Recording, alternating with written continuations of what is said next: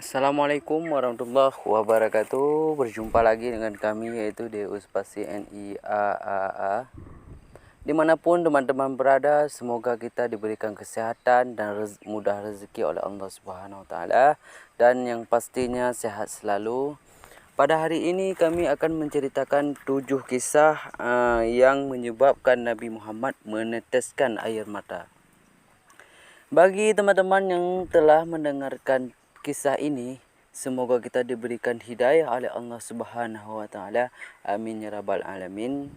Bagi yang belum mendengarkan, mari sama-sama kita menyimak dari pertama sampai akhir.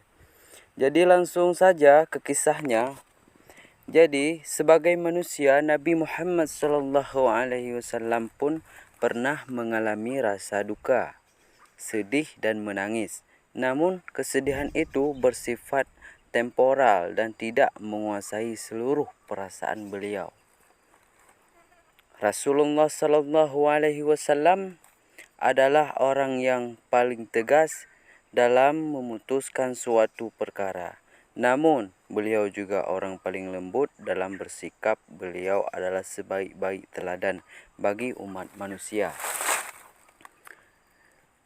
Dan yang juga ulasan Al-Azhar Mesir Ustadz Mukhlis Al-Muqni dalam tausiah edisi Cinta Rasul menyampaikan beberapa kisah Rasulullah SAW yang membuat beliau menangis, meneteskan air mata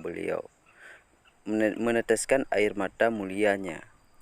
Berikut ini hal-hal yang membuat Rasulullah SAW ada 7 yang membuat Rasulullah meneteskan air mata. Jadi langsung saja teman-teman. Yang pertama, menangis saat kehilangan orang terdekat yang dia cintai. Jadi beliau pernah menangis saat putra yang cintainya bernama Ibrahim yang masih bayi wafat sambil berkata, air mata menetes, hati bersedih, dan kami tidak akan berkata-kata kecuali dengan sesuatu yang diridai Allah Subhanahu Wa Taala. Demi Allah ya Ibrahim, sesungguhnya kepergianmu membuat kami bersedih.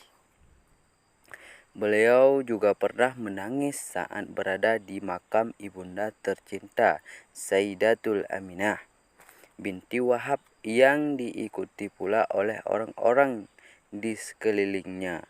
Beliau juga pernah menangis saat kepergian kedua putrinya Ruqayyah dan Ummu Kulsum. Juga saat kehilangan istri tercintanya yaitu Ummul Mukminin Khadijah radhiyallahu anhu. Yang kedua, menangis saat berada di pemakaman.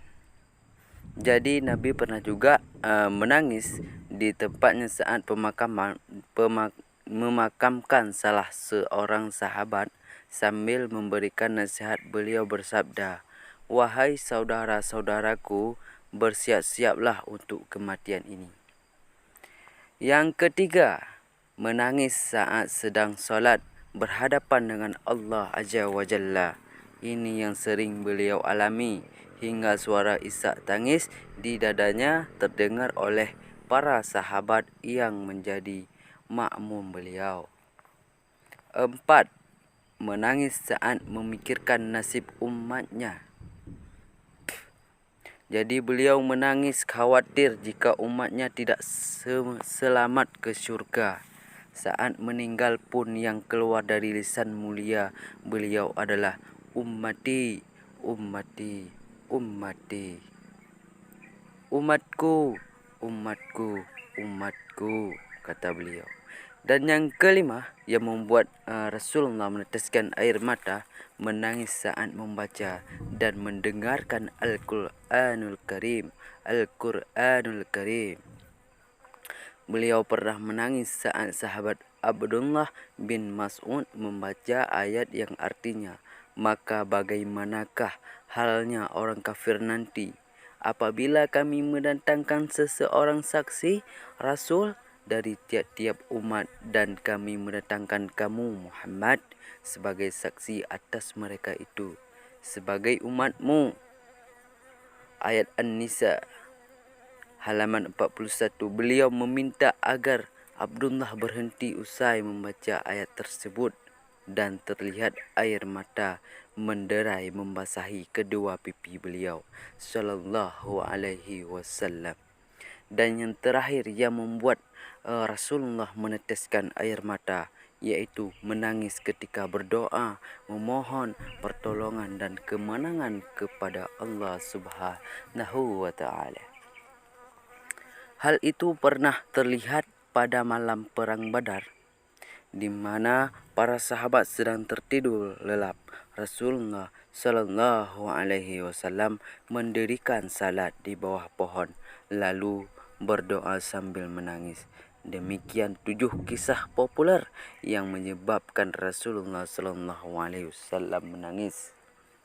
Sebenarnya masih banyak peristiwa lain yang membuat Rasulullah meneteskan air mata, seperti saat malaikat Jibril mengabarkan penghuni neraka Jahanam.